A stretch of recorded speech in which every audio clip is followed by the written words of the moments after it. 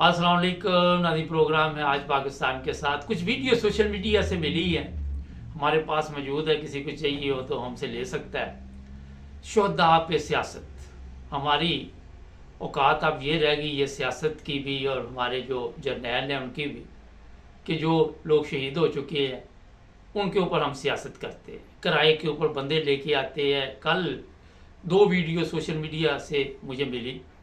एक खतून से पूछा कि आप किधर आई हुई हो, वहाँ पे जनाह हाउस पे उसने प्रेस कॉन्फ्रेंस करनी थी, जो इन्होंने आज का काम शुरू किया हुआ है। और फिर उस औरत से जब ये पूछा गया तो उसने कहा जी मुझे कहा गया था कि चीफ ऑफ आर्मी स्टाफ से हम मुलाकात कर रहेंगे आपकी, आप आए हमारे साथ। उसके बाद उस औरत ने कहा कि हमारी कोई ख्वाहिश नहीं, हमारा कोई मुतालबा नहीं, और ये आम मीडिया पे चीज़ें चल रही है जो सोशल मीडिया है। फिर 3 खवातीन से बातचीत हुई। पहली से पूछा कि आप कहाँ आए, उसने कहा जी मुझे तो पता नहीं, इनको पता है। उससे पूछा तो उसने कहा जी मुझे भी कोई पता नहीं, कोई सही जवाब नहीं दिया। फिर तीसरी से पूछा तो वो कहती मुझे भी कोई पता नहीं किधर हम आए हैं। एक जो पहली वाली औरत थी उससे पूछा कि वोट किसको देंगे, तो वो कहती इमरान खान को देंगे। ये रिकॉर्ड पे मौजूद है। नाज़रीन, मैं बहुत से प्रोग्राम कर चुका हूँ आज तक, मगर मुझे ये समझ नहीं आती कि हमारे जो बासर अफराद हैं, जो ताकतवर लोग हैं, जो चाहते हैं कि पाकिस्तान जो है वो इसी दलदल में 76 साल से जैसे पड़ा हुआ है इसी तरह पड़ा रहे। वो नहीं चाहते कि ये लोग जो है ये इस अज़ाब इलाही से बाहर निकले। अब एक बंदा शहीद हो गया, उसने अपना जान दी, मुल्क के लिए कुर्बानी दी, मैं उसे सलूट पेश करता हूँ। देखिए हमारे जितने शोहदा हैं, मैं थोड़ा सा उनके बारे में बता दूं कि 65 की जंग में हमारी किताबों में जब भी शोहदा का जिक्र आता था, उसके बाद भी टीवी पे भी हम देखते थे जितने शोहदा थे, मेजर अजीज़ भट्टी थे, दूसरे थे सरवर, जितने भी थे, हम जैसे ही उनके मुतल्लिक कोई खबर देखते थे तो मैं ज़ाती तौर पे कहूँ कि मैं उसे सलूट करता, अभी भी करता हूँ, ये नहीं कि नहीं कर, आज नहीं करते। मगर आज हमारे शोहदा के ऊपर इतनी गंदी सियासत करने वाले को शर्म आनी चाहिए, डूब के मर जाना चाहिए।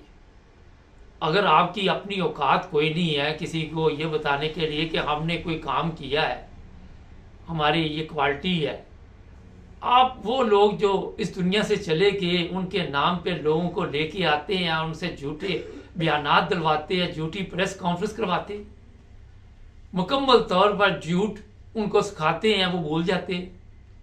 जो सच होता है वो कभी भी आप 50 साल बाद भी जेहन में लाएं तो आ जाता है।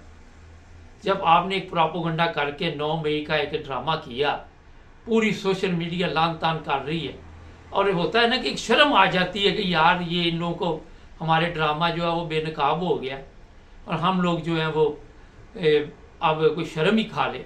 लेकिन ऐसी गैरत मर चुकी है कि उससे बढ़ चढ़ कर हिस्सा लेते हैं और बसें भर भर कर कौम का पैसा खर्च करते हैं और वहाँ पे ही ये प्रेस कॉन्फ्रेंस करेंगे। पहले यूनिवर्सिटियों से लड़कियों को लाते थे, लड़कों को अब वो मेरा हाल नहीं आते, उनको पता चल गया तो अब वो औरतें उठा के ले आए हैं कि चीफ ऑफ आर्मी स्टाफ से मुलाकात कराएंगे। अगर आप उन लोगों की हालत देख लें तो चीफ ऑफ आर्मी स्टाफ तो बहुत दूर की बात है। मेरा ख्याल है काम जो आपका सबसे छोटा ये फौज का होगा सिपाही, उससे भी मुलाकात नहीं ये करवाएंगे। इमरान खान के खिलाफ प्रोपेगेंडा में इतने ये लोग आगे निकल गए हैं कि इन्होंने हर किस्म की शर्मो हया जो है उसको रौंद के रख दिया। वो जो शोहदा है वो भी सोच रहे होंगे शर्म के साथ कि ये लोग हमारे ऊपर किस तरह की सियासत कर रहे हैं, उनकी रूह तड़प रही होगी। और लोग तो अपने शोहदा की इज्जत करते हैं, आप अपने शोहदा के ऊपर जो सियासत कर रहे हैं उसका क्या फ़ायदा आपको? कितनी देर तक आप इन लोगों के ऊपर ये सियासत करते रहे कि ना आप में कोई ऐसी चीज़ है कि कोई ऐसे कारनामे हैं कि जो उस पर कौम आज फ़ख्र करे। ख्वाजा आसफ के मुताबिक आपने आज तक कोई जंग नहीं जीती, आपके अखराजात इतने हैं। एक केस गया वो क्या नाम है जनरल फैज़ का, वो भी सुप्रीम कोर्ट ने कहा जनाब ये हम नहीं सुन सकते। आप अंदाज़ा लगाएं कि जो केस भी किया, जिसने भी किया, उसने ज़ाहिर है कुछ झूठ तो नहीं बोला ना। एक तरफ फवाद चौधरी के ऊपर केस डाला गया कि जब वो वफाकी वजीर था उसने चोरी की है। अंदाज़ा यहाँ से भी लगा लें थोड़ा सा कि एक वफाकी वजीर किसी के घर में जाके चोरी करेगा। कोई शर्म नहीं है, कोई हया नहीं है, जो आता है वो आके अपने मुझे समझ नहीं आती किस आइन और कानून के तहत वहाँ पे सिस्टम को चलाते हैं।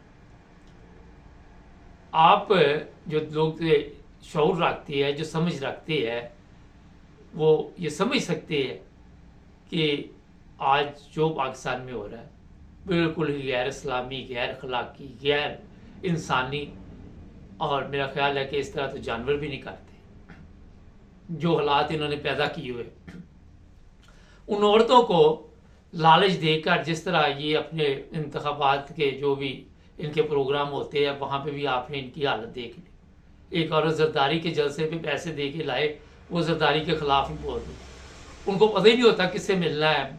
ऐसे भी हैं जो कहती, किसी को कहते शहबाज शरीफ को मिलना, किसी को कहते इमरान खान को मिलना। ये नई पार्टी बनाई हुई है, वहाँ भी ये कहते हैं कि इमरान खान की पार्टी है तो वहाँ पे चले। तो जनाब, ना तो इन्होंने जिंदा को छोड़ा, उनको भी जलील कर दिया, और अल्लाह माफ़ करे जो शहदा है उनके ऊपर जो इस वक्त हालात है वो भी एक मेरा ख्याल शर्मनाक है। और जनाब, मैं अपने ताकतवर लोगों को बड़े अदब के साथ कहूँगा कि यार जाने दे, बहुत हो चुका। अब वो काम ना करें कि होता ये है कि हमारी बदकिस्मती ये है हमारे लोगों की, पाकिस्तानियों की खासकर, कि हम वो जूता जैसे टूट जाता है ना तो फिर वो बढ़ता जाता है। इसी तरह हमारा सिस्टम है। वो पंजाबी जी कहते टूटी जुती की तरह वधी जाते हैं, और यही हालात इस वक्त पाकिस्तान के बने हुए। आप देख ले, उसी तरह आए दिन नए से नया ये जुल्म करते हैं, नए से नया प्रोपेगेंडा करते हैं, नए से नया ड्रामा करते हैं, नए से नई एक फिल्म तैयार की जाती है। और कौन लोग आपको ये समझा रहे हैं, ये कौन लोग हैं जो आपको इस तरफ लेके जा रहे हैं? वो आपके सके नहीं है, वो मुल्क के दुश्मन है, वो अवाम के दुश्मन है। वो भाई खुदा का खौफ खाओ, ये बंद करो। 9 मई का ड्रामा, काफ़ी चूरन बिक गया आपका, और खरीदने वाला कोई नहीं है। आपने बेचा है, खरीदा किसी ने भी नहीं। मैंने इसलिए किया कि बिक गया, कि अब आपके पास कोई चीज़ ही नहीं रही। देखिए, यहाँ पे मोटरवे कोई बनाता है ना तो वो ये नहीं कहता नवाज शरीफ ने बनाई है, या हेलमेट कोल बना के गया था, या बाद में कोई बना के गया था, कोई भी वजीर बना के गया था। हमने नहीं आज तक सुना। वहाँ पे आपको ये मोटरवे फलाम बनाई, और वहाँ के दिमागों में ऐसा इन्होंने चक्कर डाला हुआ है कि वहाँ अगर कोई नाली भी बनाता है छोटी सी तो उस पर भी तख्तियाँ लग रही, गटर का ढकना लगा रहे हैं तो उस पर तख्ती लगा रहे हैं। इतनी गैरतमंद है ये कौम है। गैरतमंद मैंने इसलिए समझा कि उल्ट कर लेना खुद। तो जनाब, जो आज 9 मई के ऊपर आप सियासत कर रहे हैं, उसी पे इन्होंने इंतखाबात भी करवाने हैं, उसी पे नवाज शरीफ को इंतखाबात जितवाने हैं। अब एक और आ गया, वो क्या नाजरदारी, शहदा की पार्टी मैदान में आएगी और इनको बताएगी। वो भी शहदा के, कौन से शहदा, किसकी कोई शहादत जिसकी वजह से पाकिस्तान की तकदीर बदली हो? कोई एक बंदे का नाम ले लो ना कि फलां बंदा शहीद हुआ, उसकी वजह से सिंध के हालात बदल गए। सिंध में साफ पानी लोगों को मिल रहा पीने के लिए, सिंध के स्कूलों में तालीम हासिल करने के लिए फ्री। वहाँ तो भैंसें बांधी हुई हैं आप। वहाँ तो आप के मेरा ख्याल है कि जितने स्कूल है पता नहीं किस तरह वो चलते हैं, टीचर आते हैं या नहीं, उनके लोगों के हिसाब से आप लगा सकते हैं, उनकी ज़िंदगी के हिसाब से कि वो कितनी तालीम हासिल कर चुके हैं। ये जनाब पाकिस्तान में हो रहा है, और जो बाहर बैठे हुए लोग और यहाँ से जो गए हुए हैं उन पर भी अफसोस होता है। जाके सियासी पार्टियों को जाके वो हेल्प करते हैं। उनको यूरोप में रह के अकल नहीं आई कि यार हम यूरोप में रहते हैं, उन्होंने एक सिस्टम दिया हुआ, उन्होंने एक कानून दिया हुआ, उन्होंने एक इंसानियत का पैमाना है यहाँ पे जिसके मुताबिक लोग चलते हैं। क्यों आप सब यूके या यूरोप में आना चाहते हैं पैसे लगा के? यही वजह है, यही वजह है कि यहाँ पे आइन और कानून है। यहाँ से सीख के नहीं जाते। यूनिवर्सिटियों से क्या सीखना, किसी कॉलेज से क्या सीखना? आप जिस माशरे में रहते हैं सबसे ज़्यादा आप वहाँ से सीखते हैं। लेकिन आप इस माशरे में रह के भी यूरोप वाले में कुछ नहीं सीखते, वहाँ जाते ही अपनी औकात में आ जाते। आज कोशिश करते यकूब साहब को लाइन पे लेना, हमारे चैनल को सब्सक्राइब करें, जुड़े रहे हमारे साथ।